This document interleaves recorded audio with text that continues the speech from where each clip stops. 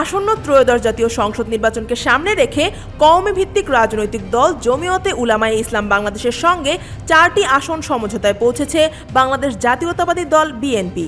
এর ফলে ব্রাহ্মণবাড়িয়া 2 আসনে দলীয় মনোনয়ন থেকে বাদ পড়েছেন বিএনপির কেন্দ্রীয় নেতা ব্যারিস্টার রুমিন ফারহানা।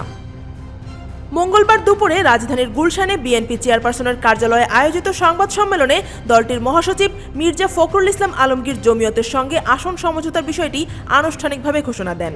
সমঝোতা অনুযায়ী সিলেট 5 আসনে জমিয়তে উলামায়ে ইসলাম বাংলাদেশের আমির ওবায়দুল্লাহ ফারুক, নীলফামারী 1 আসনে দলটির মহাসচিব মঞ্জুরুল ইসলাম আফেন্দি, ব্রাহ্মণবাড়িয়া 2 আসনে সহসভাপতি মাওলানা জুনায়েদ আল হাবিব এবং নারায়ণগঞ্জ 4 আসনে মনির হোসেন কাশেমি প্রার্থী হবেন।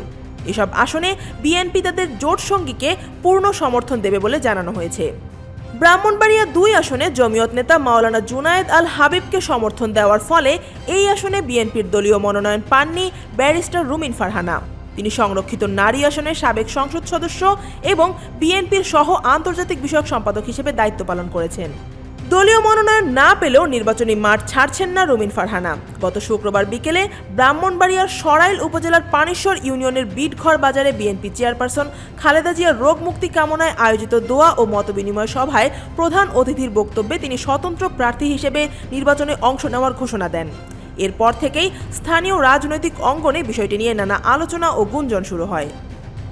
অন্যদিকে মাওলানা জুনায়েদ আল হাবিব দীর্ঘদিন ধরে কওমি মাদ্রাসা ভিত্তিক রাজনীতির সঙ্গে যুক্ত। তিনি জমিয়তে উলামায়ে ইসলাম বাংলাদেশের সহসভাপতি এবং হেফাজতে ইসলামের সিনিয়র যুগ্ম মহাসচিব। সম্প্রতি সরাইল উপজেলার বিভিন্ন এলাকায় গণসংযোগকালে তিনি জানান, 1981 সালে হাফেজি হুজুরের প্রেসিডেন্ট নির্বাচনের সময় থেকেই তিনি সক্রিয় রাজনীতির সঙ্গে যুক্ত রয়েছেন। তিনি দাবি করেন, এলাকাবাসীর সঙ্গে তার দীর্ঘদিনের সম্পর্ক এবং পরিচিতির কারণে আসন্ন জাতীয় সংসদ নির্বাচনে ভালো ফল অর্জনের বিষয়ে তিনি আশাবাদী। জোটগত সমঝোতার এই সিদ্ধান্ত বিএনপির অভ্যন্তরীণ রাজনীতিতে যেমন নতুন সমীকরণ তৈরি করেছে, তেমনি ব্রাহ্মণবাড়িয়া 2 আসনে সম্ভাব্য ত্রিমুখী রাজনৈতিক প্রতিদ্বন্দ্বিতার ইঙ্গিত দিচ্ছে বলেও মনে করছেন রাজনৈতিক বিশ্লেষকরা। আফিয়া আক্তার, ঢাকা ওয়াচ।